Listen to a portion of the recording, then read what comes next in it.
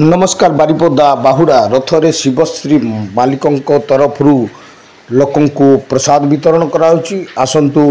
संपूर्ण news T देखिबा केमती भिड़ होईची देखंतु एवं जे प्रथमे चैनल को आछंती दया करी सब्सक्राइब करंतु एवं लाइक करी अन्य को शेयर करंतु देखंतु समस्ते किबळी बाढ़िबारे व्यस्त लोके धाड़ी हे नेउचंती आसंतु तांकर कहा सहित टिके कथा हवा बुझिबा को केमिति दान करूछंती। नमस्कार मो नाम लोकेश प्रधान मु शिवश्री बस मालिक आमर हूँ श्रीक्षेत्र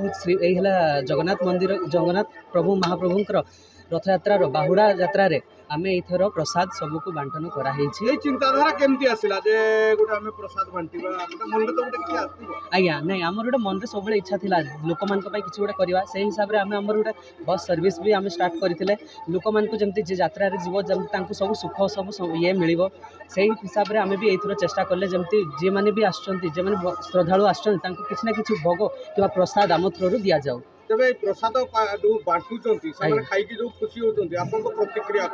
आमे तो मनरु बहुत खुशी अच्छे जा हो माने एते लोक आसुचंती तांको माने फुल सपोर्ट हमको मिलुछि आमे सेटा चेष्टा करछे आरो वर्ष भी आउ थरे करिवा पाए। आज्ञा जय जगन्नाथ।